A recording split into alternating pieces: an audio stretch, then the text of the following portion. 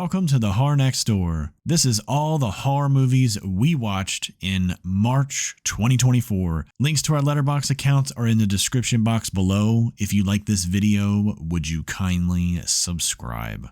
Chocolate from 2005, which was watched on Tubi. This is a Masters of Horror episode directed by Mick Garris. I somewhat recently made a Letterboxd list of movies that I really like a lot that the majority of people do not seem to like based on the average rating on Letterboxd. If it's hovering at around a 2.5 or less and I really liked it, then it's on the list. And this was on there. The thing is that even though I remembered vaguely what it was and I knew for a fact that I liked it, I just wanted to check it out again. I didn't want to leave it on the list if it was inaccurate. I did still very much like it. I think it's extremely unique, unlike anything else I've ever seen. Super weird. I do recommend it. House from 2008, which was watched on Tubi. This is another movie that I was considering adding to my You Hate It, I Love It list because I had given it 3 stars originally, but I didn't remember much of anything about it. And I was fine watching it again before it expired from Tubi because it has Michael Madsen in it. Michael Madsen was awesome in this, as always. He's awesome in everything. The issue I have with this is it was really all over the place. It was edited strangely. The acting was poor. Some of the effects were kind of sad. It's not the worst thing I've ever seen, but it's certainly not original. It reminded me of so many other movies from the 2000s. I can't even mention them all. I only recommend this if you are a super fan of 2000s horror and or if you are a Michael Madsen stan like I am. The Blob from 1988, also watched on Tubi. I had never seen this movie, and as a super fan of 80s horror and 80s cinema in general, really, I very much wanted to. I actually don't believe I've seen any version of The Blob, now that I think about it. I think this was a great start to my exposure to any Blob movies. The special effects, the practical effects were insanely awesome for this time period. I was very impressed by this movie. I don't know what I was or wasn't expecting. I suppose I thought it was going to be very middle of the road and forgettable, but this was great. I very highly recommend it. So I have seen The Blob before, but it's been a very, very long time. I cannot even tell you how long it's been. It was probably like mid 2000s the last time I watched it. I know I saw this at some point when I was a kid. Didn't really remember much about it. So watching this again and having it fresh in my head, this movie's pretty freaking cool. When we were watching it, I was even saying to Hellcat, like, this kind of reminds me a little bit of John Carpenter's The Thing, just in how gross and disgusting some of the special effects are. But I highly recommend you check out this movie if you haven't seen it, especially if you're into just really nasty, gory type movies, like a body horror type fan. I would even say if you're a Terrifier fan, if you haven't seen The Blob, check it out. Plus it has Shawnee Smith in it, and how can you go wrong with Shawnee Smith?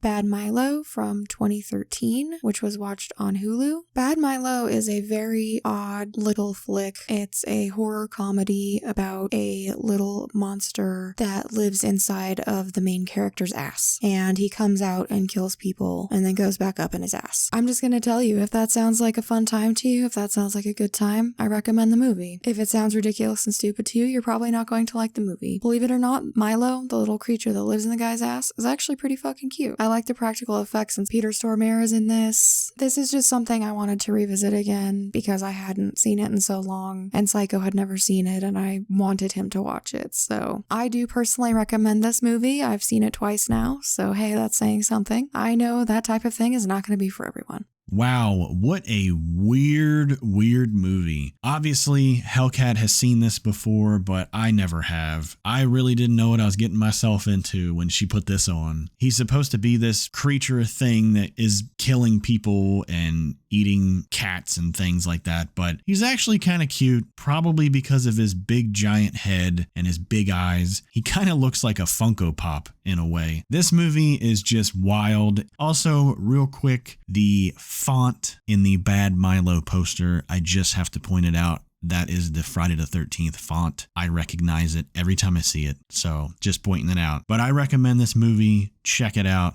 Infinity Pool from 2023, which was watched on Hulu. I really enjoyed Brandon Cronenberg's prior film, Possessor, so I was looking forward to seeing this. It was also very hyped up. A lot of people seemed to like it. Unfortunately, I was not one of them. I felt like it dragged. It was very repetitive. There were cool elements about it, and I thought the acting was pretty great, but I can't recommend it, unfortunately. So I was actually really anticipating seeing this movie. I know it took us a while to get around to finally watching it, but here we are. We finally watched it. Brendan Cronenberg's previous film, which was Possessor, really was intrigued by the trailer and everything going into that, but then was kind of just blah about the final product. And I feel like that's kind of the same thing that happened with Infinity Pool. I thought the trailer looked awesome and the movie looked great, but then coming out of it, I was just meh about it. I feel like everything that happens at the end of the movie, which I'm not going to give anything away, but there's kind of like a twist, so to speak, in a way at the end. I feel like I was a little bit angry with the main character after everything that's revealed and stuff. I'm just like, this guy is an idiot. There was a couple of parts in the movie where it just went in this weird direction, and I'm like, what is this movie? To me, it kind of felt like the movie didn't really know what it wanted to be. It was like an amalgamation of 3 or 4 different ideas kind of blended together into one movie. It's whatever. Baby Oopsie from 2021, which was watched on Tubi. Baby Oopsie is a character from Full Moon's Demonic Toys series that apparently now has its own spin-off of sequels. This movie does not feel like it was made in 2021, other than the YouTube and social media aspects of it. Obviously, when you're watching Full Moon, you come to expect certain things, and those things are still here, and the majority of the Full Moon movies that I have seen in my lifetime were made long ago, so this definitely didn't feel like a modern film to me, and I liked that about it. I could not believe how much I enjoyed this. It's a wild, short, fun watch. I actually do recommend it. No need to have seen Demonic Toys. I haven't seen all the Demonic Toys films. I think I've only seen one Demonic Toys movie. I'm not sure. At some point we watched the Puppet Master versus Demonic Toys movie because we were trying to watch all the Puppet Master movies at one point in time. This was just randomly on Tubi and we said, screw it, let's check it out. I think it was one of those, hey, it's 11 o'clock at night. My brain's kind of turned off. Like, let's just put something random on. Baby Oopsie it is. Surprisingly, a movie about a baby doll actually wasn't that bad. I would say if you have a habit of watching lower budgeted horror films and you tend to not really nitpick about lower budget horror films, then check this one out. It was fun. You might like it.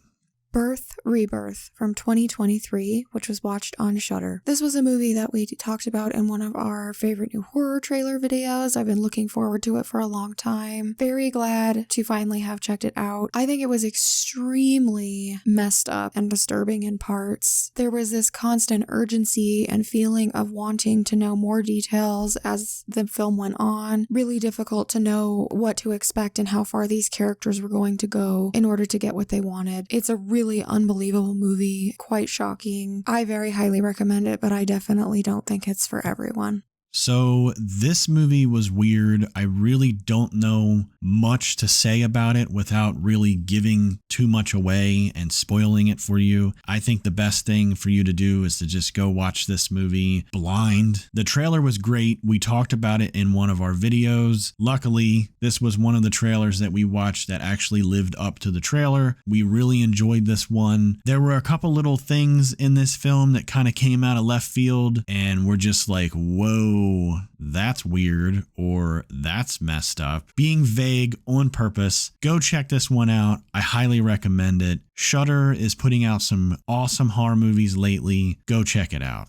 Imaginary from 2024, which we saw in the theater. I think we are done being tricked by Blumhouse's trailers. I think this movie sealed the deal for us. I really can't think of the last time I went to a theater and regretted the fact that I helped support the film's profit in theaters, because that makes the studio think that we want more movies like this. No, I wasn't expecting the most amazing thing on earth, but based on the trailer, I definitely didn't expect what I got either. This movie had so many problems that it could be its own video, and I'm not going to go into too much. For a film being called Imaginary, it basically just took ideas and visuals from multiple other films. It was way too long, and I think DeWanda Wise, the lead actress, was really the only good thing about it. I'm very impressed with her performance in this, and she carried the film. I do not recommend this movie. I came out of the theater of this and was really upset. I even said to Hellcat, I don't think that Blumhouse is the same Blumhouse from a decade ago. We are not going to talk about Blumhouse movies anymore, at least for the foreseeable future. I guess I've just been burned too many times by, hey, this movie looks great. And then we go and we finally get to see it and we're like, oh man. And then we're kind of kicking ourselves in the butt because we're like, man, we talked about that trailer. So just a little disappointed on this one. I would not recommend Imaginary. Raging Grace from 2023, which was watched on Paramount Plus. I saw this on a good amount of favorite horror from 2023 lists. I was intrigued by the trailer, but I wasn't necessarily excited about seeing the film. It was a lot of people leaving good reviews and saying it was one of their top films of 2023. A lot of it was very intense, edge of your seat type feeling. There were some knockout performances. I don't think it was as disturbing as some people led me to believe that it was going to be. That doesn't mean I didn't like the movie. I wouldn't say it's straight up horror either. I almost want to say it's more of a thriller, but regardless of all of that, I did very much enjoy the movie and do recommend it. I didn't really know pretty much anything about this movie going into it. It was something that Hellcat kind of told me about. She had heard there was something in this movie that was messed up. Either the whole movie was kind of messed up tonally, or there was like a specific scene or something that was messed up. So I don't know. So we went into it, or at least I went into it with this notion of like, oh man, this is going to be a messed up movie. Finishing it, as far as I'm concerned, nothing messed up ever happened. I mean, yeah, the movie's got some elements to it, but you know, when you tell me something's going to be messed up, I'm thinking some Terrifier shit or something, you know? I don't know what I was expecting. I would recommend this movie because overall it wasn't a bad movie. It's just maybe going in with the notion of like, oh my God, it's so messed up. Put a damper on it for me a little bit. Judging it based on what I've seen, it's not a bad film. It's not really a typical horror film. It's kind of teetering the edge there of, you know, thriller, suspense, horror. It is what it is. I still recommend it. It's still a good movie. Check it out. The Brood from 1979, which was watched on Max. This is one of those horror films that I've seen imagery for a very long time, but had never actually watched the film. Even though I am not the world's biggest David Cronenberg fan, I'm always intrigued by his films. It was something I wanted to see, not only because I had seen the baby and images of the mother and things like that in the past, but because it is David Cronenberg, and you really never know what kind of gnarly, gross, outlandish, crazy stuff, especially body horror stuff, you're going to see in his films. This movie was pretty wild. I would say it's slow in parts, but I certainly was entertained the entire time. I was weirded out, and that's a good thing. I do recommend this movie. I honestly knew nothing about this movie other than when I was in the process of getting all the Friday the 13th covers for the Fangoria magazine. One of the issues, I'm not sure if it was actually one of the Friday the 13th issues or if it was just one of the other older Fangoria magazines that I have, but somewhere in there they have, you know, these pull-out posters that you can pull out of the magazine and hang up on your wall. And one of them was a picture of this woman from The Brood. I'm not going to tell you about the picture because I feel like it might be spoiling things. That's literally all I knew about this movie was that picture and what was in that picture. I knew nothing else. Honestly, I was a little underwhelmed with it. I feel like it was a little slow at parts, and I feel like it was a little bit of a slog to get through. I'm not saying it's a terrible movie or anything like that. It's definitely not a terrible movie. It's just very slow burn, I guess you can say. And even the quote unquote slower parts, it's a lot of weird stuff going on. I don't even know how to explain it, but there is like a build up at the end and like a twist or a reveal or whatever you want to call it. If you're into slower movies, maybe you'll enjoy it, but a little too slow for me. Dark Harvest from 2023, which was watched on Prime. Although this is a film that I was interested in based on the trailer alone, I didn't really expect much out of it. I ended up liking it way more than I thought I was going to. I thought the monster pumpkin creature thing in this was so cool. It looked so badass. I haven't seen anything like that in a long time. The atmosphere of this film definitely feels like fall and Halloween time. I also thought that visually it looked amazing and it had an epic soundtrack. I very highly recommend this movie. I'm very confused about the poor ratings that it's receiving on Letterboxd. I thought it was awesome. Being a lover of Halloween, everything depicted in this film is right up a Halloween lover's alley. Just the essence of fall and it being October, everything with this creature that's in this movie with its pumpkin looking head and everything, it looks awesome. Whoever did the special effects did a fantastic job. Yes, it takes place in like the 50s or the 60s or whatnot. That doesn't change anything for me personally. I really enjoyed this movie. I think a lot of people didn't really care for the twist at the end, but I thought it was pretty cool. If you do check it out, make sure you stay through the credits a little bit, because if you're a person that just turns the movie off as soon as the first credits pop up, you're gonna miss something. We tend to sometimes let them play. We honestly didn't even know there was gonna be like an extra scene or whatnot, and there's definitely something there. So if you do watch it, make sure you stick around a little bit. Highly recommend this one. Check it out.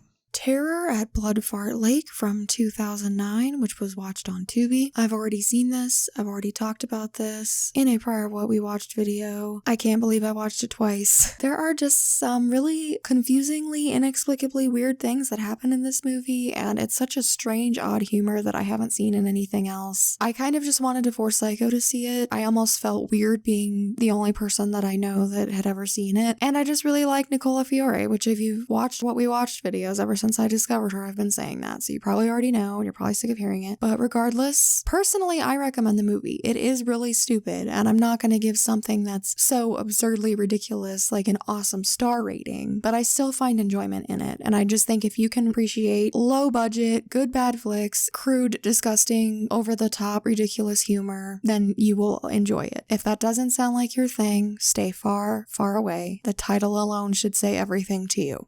I'm going to leave this very brief because I think what I'm about to say pretty much sums everything up. Literally the only good thing about this entire movie is Nicola Fiore. I have never seen any of her movies. This is the first time I've ever seen her. I know Hellcat's been watching a lot of her films. She is by far the best actor in this entire movie and probably the only redeeming quality. So if you're gonna watch it for her, then by all means, I recommend it. But other than that, you're probably not gonna like it. I do not recommend it. Scare Package from 2019, which was watched on Shudder with good old Joe Bob. Looking through Joe Bob episodes that we had not yet watched, and I was very pleasantly surprised by this movie. It's the most fun I've had with any kind of recently released anthology in quite some time. I thought the wraparound was great. There was some insane gore. The humor landed with me, and I don't recall full-on disliking any of the segments of this anthology. So I definitely recommend the movie. It's even more fun if you watch it with Joe Bob. And Joe Bob's actually in it. I had no idea. So that was a wonderful and fantastic surprise. So I actually had a lot of fun with this movie. There's definitely a lot of references and like in jokes and things like that from the guys that work at the video store. So if you're a huge horror fan, you'll probably really enjoy this because you'll get all the little nods and Easter eggs and things like that and their little jokes and things that they make. Obviously, the average person isn't going to get all the jokes and all the little Easter eggs and things. Again, I had a lot of fun with this, and I had even more fun watching it with Joe Bob. I actually really recommend you watch this with Joe Bob. He never really spoils anything that's going to happen in the movie. So even if you're watching something you've never seen before, Joe Bob's not going to ruin it for you. So don't worry. I've seen plenty of movies I've never seen before for the first time with Joe Bob. Even some of the things that he does say, like lines and things that certain characters say, or when he does his little totals at the beginning, it never really ruins the movie for me. It actually makes me a little bit more intrigued. So I recommend this one. Go check it out. They Live Inside Us from 2020, which was watched on Tubi. Psycho wanted to check this movie out. Based on the poster alone, I was up for that. Only after starting the film did I realize that this was directed by Michael Ballif, because the opening sequence, the music, the atmosphere, everything, I just felt like I had already seen it. And I realized it was because of The Witching Season from 2015, which is also an anthology. And one of the shorts featured in that anthology was expanded into this film, They Live Inside Us. I was extremely impressed with the way this film looked. I was impressed with the fact that Michael Ballif was able to accomplish so much of what he did on what I'm assuming was a rather low budget. It seemed like he did so much of everything himself. He played the lead character as well as all the monsters. I just think there was a little bit of difficulty in translating the short into a full-length feature film. I very much appreciated and liked the film. I just think that it drug out a little bit too much. Having said all that, I would recommend this film if you've never seen The Witching Season. If you have already seen the short version of it, you've seen this movie. If you really, really enjoyed the short film, maybe you will love this too. I actually had sort of a good time recalling things from the short that were in the longer version. And obviously there was love and care and passion behind wanting to expand it. So I would never say I don't recommend this. I actually really had high hopes for this one, to be honest with you. Obviously interested in this one because it revolved around Halloween, and I always like stories that involve writers. So Halloween and writers, you put them together. I was really pumped for this, but honestly, I was a little bit disappointed. I would still recommend this movie though. In the end, it was still fun to watch. I guess just didn't hold up to my expectations. 1031 Part 3 from 2022, which was watched on Tubi. This is another anthology film. I wasn't necessarily excited to watch, but I selected it because after watching They Live Inside Us, I was looking at Michael Ballif's filmography and I saw that he had a short in this. I was not a huge fan of 1031 or 1031 Part 2, so I wasn't expecting much of anything going into Part 3. I would definitely say that Mr. Ballif's segment is 100% the best and probably the only reason to watch this movie. In fact, I recommend only his segment. It is called The House of the Mummy. We've seen the first two. We might as well watch the third one. I honestly don't really remember much about this movie, so I really don't even know what to say, other than I probably just wouldn't recommend it. May from 2002, which was watched on Blu-ray. If you want to know how it was possible to have May on Blu-ray, go ask Psycho. This is one of my all-time favorite movies. From the moment I saw it years ago, I really just had some kind of odd attachment to it. I felt like I could relate to May in a lot of ways, which I have told people before, and I've almost used it as like a warning, because obviously if I'm comparing myself to a character like May, it's a little bit of a warning sign, right?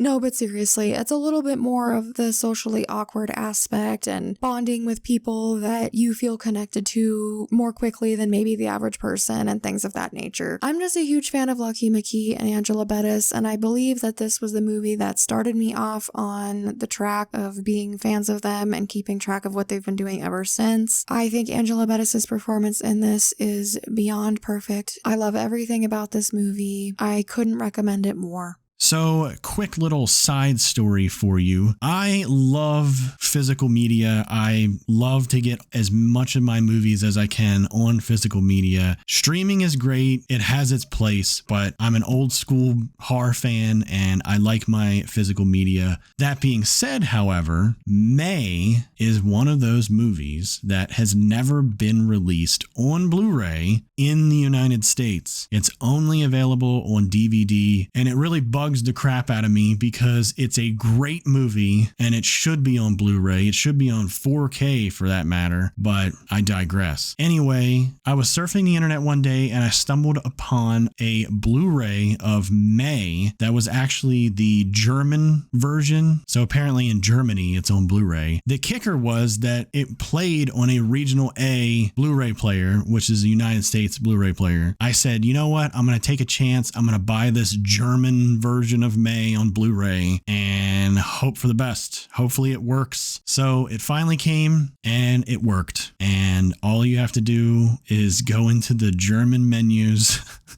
and change the audio to English, and bam, you have May on Blu-ray. Watching this again for the first time in probably over a decade now. I always loved this movie. I used to watch it whenever it came on TV. It used to come on HBO or Showtime or something like that at like 12 o'clock at night or something like that. And every time I found it, I would just sit there and watch it. So I needed this movie in my collection. But this movie is great. I could probably talk about it for an entire hour if I wanted to. Angela Bettis is great. Jeremy Sisto is great. My foot hurts. Can I go to the nurse? And Lucky McKee made a great film. And Lucky McKee, if for some reason you hear this, can you get May released on Blu-ray in the United States? That would be great. But you made an awesome film and I appreciate it. I highly recommend this movie. It is playing on Tubi if you are interested in seeing it. Diced from 2023, which was watched on Tubi. I know they were trying to be clever with this title, but it reminds me of In That Thing You Do, when the band is trying to be like the Beatles and misspell their band name, and they spell the Wonders O-N-E, and then everybody keeps calling them the Oneaters. So when I look at this, it looks like it says Die Said or something, and it's dumb. And so is the movie. I don't like talking crap about movies. I don't like straight up saying, this is horrible, I hated everything about it. I mean, I know that I'm not going to glorify and love every single movie I watch, and there are definitely times where I'm like, wow, this was really bad, I'm sorry, I don't recommend it. But I don't ever full on say, I hate this, you know? And that's because I don't. I appreciate the time, effort, creativity, money, and everything else that it takes to make a film. It's actually quite a pet peeve of mine for someone to automatically say bad things about a movie just because it's low budget or it doesn't look that great or whatever it may be. This is all a preface to me saying, I hated this movie. We only watched it because Dread Central, I believe it was, put out some kind of an article saying, oh, Art the Clown from Terrifier has a new competitor or something like that. No, Art definitely does not. This is a very short film that felt way longer than it was because it was bad. It was a carbon copy, almost beat for beat, of Terrifier and Art the Clown. So don't watch this. I would never recommend it to anyone. As a huge fan of the Terrifier films, this just irritated the ever-loving hell out of me the whole time, because I just think if you're gonna make a movie and you're blatantly gonna copy an existing film, you should give some kind of credit to it, some kind of shout out to it in the credits or something. Whatever you do, I don't know. But even more so than that, I would rather you'd come up with your own ideas and do something of your own. I'm sick of the remakes, I'm sick of the reboots. Almost all of them are terrible. This isn't supposed to be a remake or a reboot, but it pretty much is, and it's terrible. So I'm very sorry if any of the people that made this movie hear this, but you need to get your own ideas and try again. I do not recommend this movie. I think the only thing I really liked about it, to be honest with you, is the Scarecrow killer guy. He looks cool, but other than that, I wasn't really that blown away with it, and overall, I probably would not even recommend it. Tales of Halloween from 2015, which was watched on Tubi. I guess we were super into anthologies this month. We were also watching a good amount of films set around Halloween. We're having a little Halloween in March. March is my birthday, so happy birthday to me. I want to watch Halloween movies.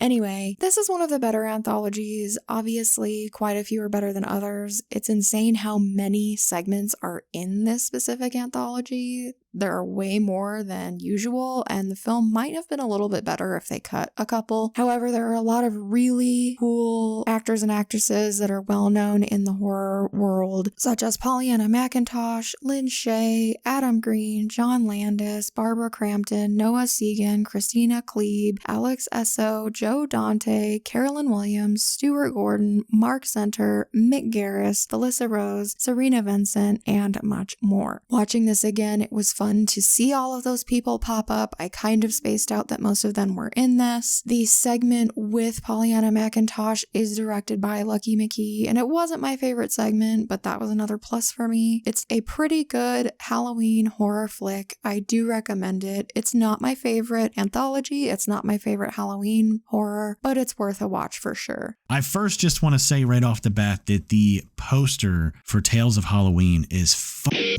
awesome. I don't know who made that poster, but kudos to you. It's great. So like with every anthology movie, there's always some shorts that are better than others. There's always the one that's not the best of the bunch. Same could be said with this. So even though this movie's probably not up there with Trick or Treat, it's still a great anthology movie, and it's still a great little Halloween movie. So for that, I would recommend it. Dark Night of the Scarecrow from 1981, which was watched on Tubi. This was another rewatch that we just wanted to revisit, having not seen it in quite a while. I did remember it pretty well, but I do think it was worth watching again. It's not the most exciting horror film ever, and it's more about the horror of what people will do to each other. It's actually quite sad, but I do think it's worth a watch, so check it out. Continuing along on our little Halloween streak here, we watched this movie years ago. This movie is a little gem from 1981. If you have not seen it, go check it out. Apparently they made a sequel just a few years ago, and I have not seen it. And honestly, I don't really plan on seeing it. If you go watch the trailer, you'll know exactly what I mean. The original's cool. The Scarecrow guy looks cool. The four antagonists of the movie are complete assholes, and they all get what's coming to them. Go check it out. If you haven't seen this, you'll probably really enjoy it.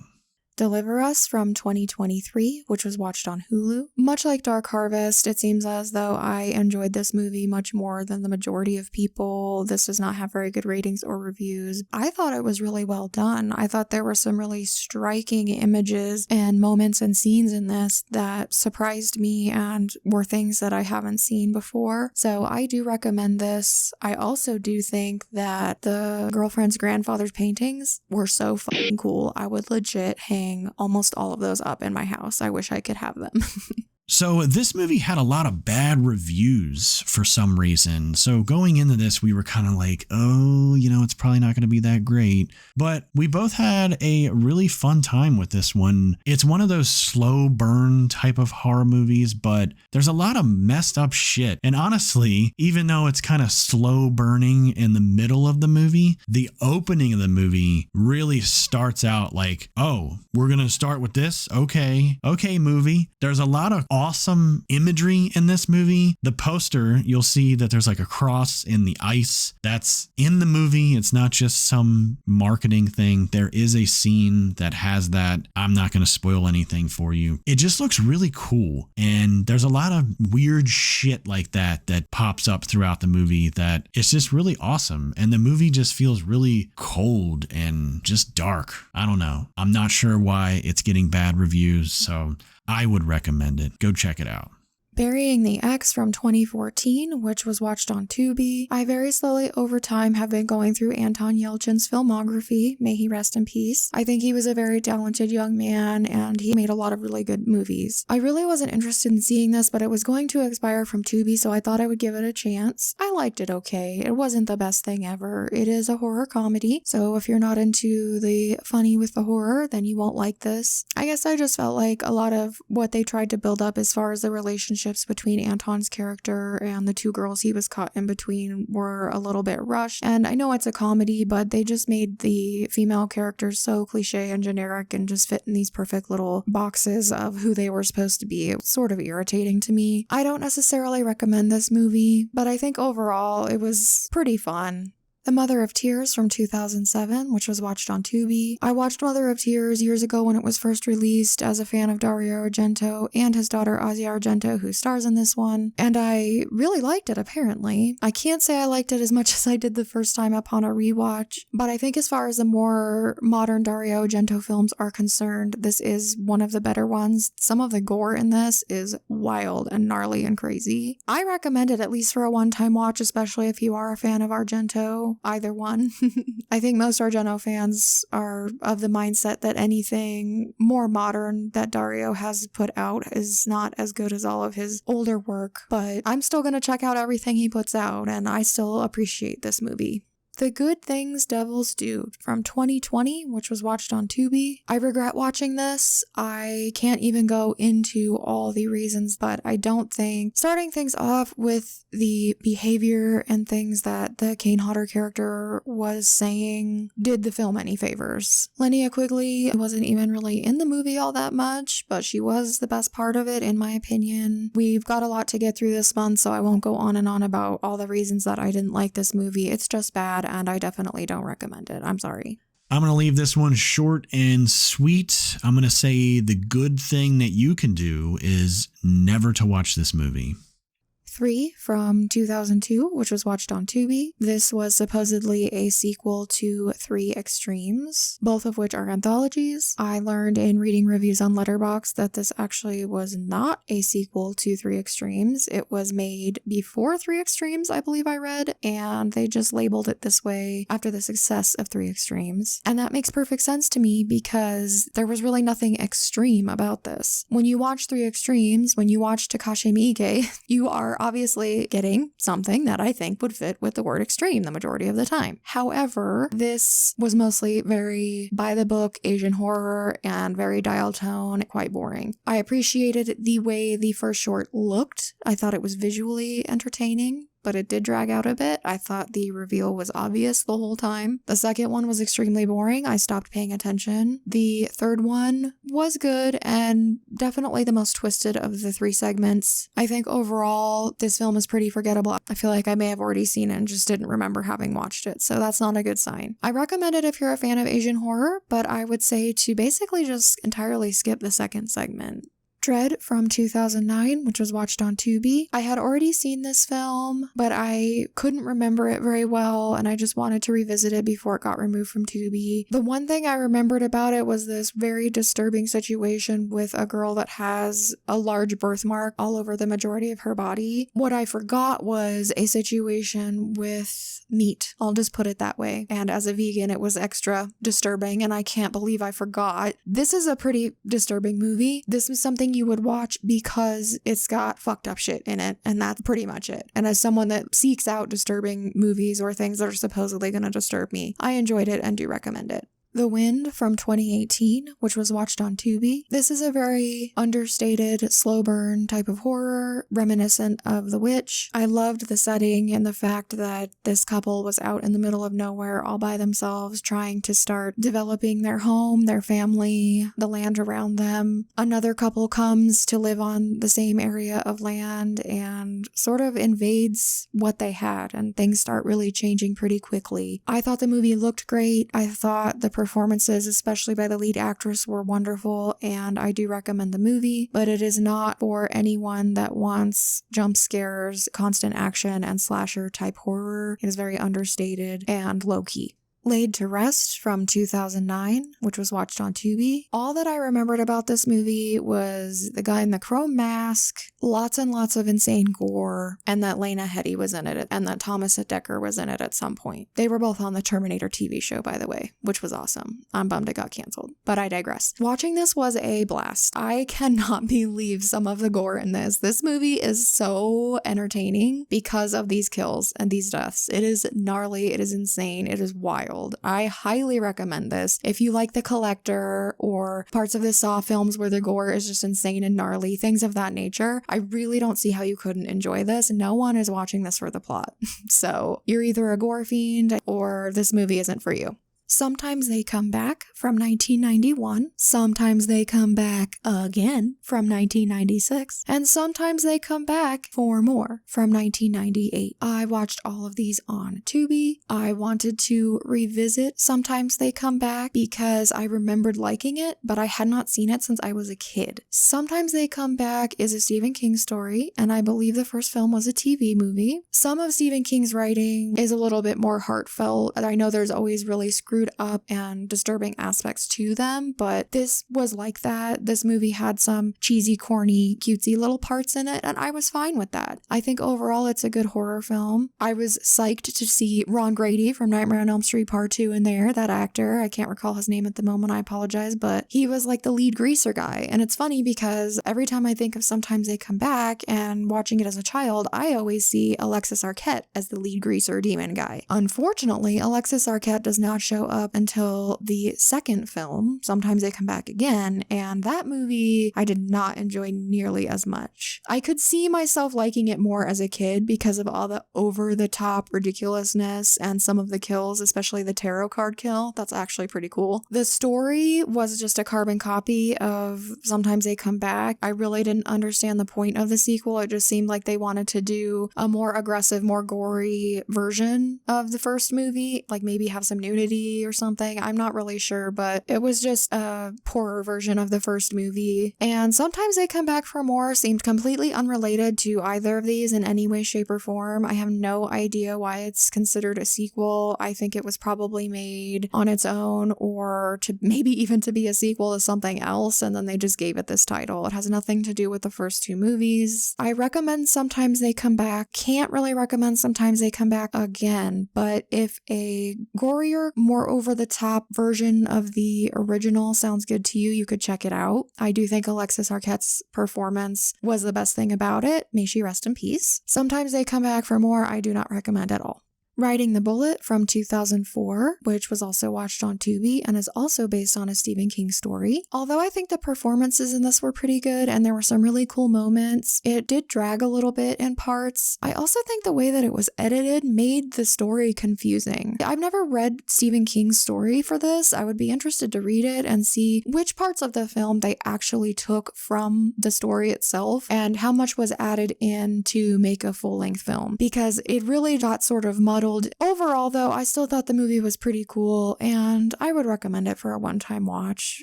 So we decided to watch this one night, and honestly, when we were about to turn this on, for some reason, I thought this was like an 80s movie or a 90s movie. So when I saw that it was from 2004 and it had David Arquette in it, I was like, wait a minute, 2004? I don't know. For some reason, I just thought it was an older movie. It wasn't as new as 2004. I know 2004 is 20 years old by now, but still, this movie definitely has the feel of like a TV movie, and I'm not sure if it was a TV movie. I haven't really looked into it. It just has that TV movie feel. So if you know what I mean by that, you'll know what I mean. There are some moments that are actually really fun, but then there's a lot of stuff that kind of drags a little bit. So I'm kind of like right in the middle with my recommendation. I would recommend this movie if you're a David Arquette fan or if you're a Mick Garris fan. But honestly, if you were to skip this one, you're not missing much. Pulse from 1998, which was also watched on Tubi. A while back, we were on a 80s horror movie crusade and we were trying to watch every horror movie from the 80s, and we kind of fell off of that. So when I saw that this was going to be expiring off of that streaming service and that the synopsis said that appliances were terrorizing people, I was very intrigued. This is a PG-13 horror and you feel it, but I still had a good time watching this. I thought the performances from the kid actors were really great. That little Lawrence kid carried the movie. I thought he did a great job. This was interesting. I also think a lot of people probably wouldn't like the fact that they didn't explain what the pulse going through the electricity and into the appliances and stuff was, but I kind of liked that. I feel like if I saw this when I was a little kid, it might have creeped me out a little bit, just because not knowing exactly what that was or what was causing it would make me wonder if the appliances in my house might have the same thing. Watching it as an adult, probably didn't like it as much as I would have if I had seen this earlier in life, but I still recommend the movie. So another 1980 movie that we watched. This movie actually was very surprising. I wasn't really expecting much going into it. And honestly, it's one of those movies where as the story progresses, you think, oh, it's going to end up being this or it's going to end up being that. But then it doesn't do that. It was actually kind of refreshing that it didn't go in the way that we both thought it was going to go. I kind of applaud it for not doing that and not being overly explaining everything. It's definitely on the tamer side for a horror movie. It's probably a horror movie that you could definitely get someone who's not big into horror movies to watch, or maybe someone who doesn't like all the blood and gore and all that shit. But I'm not saying that in a negative way. This movie was still fun and we had a good time watching it. So for that, I would recommend it. Trick from 2019, which I watched on Tubi. It's not on Tubi anymore as it was expiring, but according to what I'm seeing here, it's on the Roku channel, whatever the hell that is. But obviously, if you want to pay for it, it's on Amazon. So Trick is directed by Patrick Lussier, who, if you're not familiar with, he directed the My Bloody Valentine 3D remake. He also directed Drive Angry, and apparently he directed Dracula 2000 and then Dracula 2 and Dracula 3, which I did not know there was that many Draculas, but okay. This film also stars our good friend Tom Atkins, the man himself, who you might know from such classics as Halloween 3 and Night of the Creeps. I think this movie is a great little Halloween horror film. It definitely has some cool little gory scenes in there. The whole situation with the killer is very interesting, and there's a lot of twists and turns of who it is, and even when they kind of do know who it is, they still really don't know who it is. The mask that the killer wears in the very beginning is this cool pumpkin looking thing, and I really think it looks awesome. I kind of wish I could buy one, to be honest with you. Later in the movie, the killer's wearing face paint and wearing other masks and things, so that's cool, especially if you're in the masks. The only negative that I would give this entire movie, to be honest with you, is just the way that the movie ends. So there's a twist at the end of the movie, and to be honest with you, there's actually two twists at the end of the movie. I'm sorry if I'm spoiling the fact that there's two twists, but I'm not going to give away the twists. The first twist, I don't have a problem with. It is what it is. Maybe some people might have a problem with the first twist, but I don't have a problem with the first twist. It's the second twist is the one for me that's like, really? Okay. And you'll know what I'm talking about if you watch this movie and it gets to the very end where I think the credits actually start playing, and then a little ways into the credits, there's a little scene that takes place. That's the second twist. That's when I'm like, why? Why is this in the movie? I don't know. Other than that, I actually really enjoy this movie, and I think it's really cool. I like the killer's knife. It says Trick on it and everything. So if you like Halloween, check this movie out if you haven't. I think you'll enjoy it. Just be wary of that second twist. As always, we thank you so much for watching. Leave us a comment if you have any horror movie recommendations, and we will add them to our watch list. Until next time.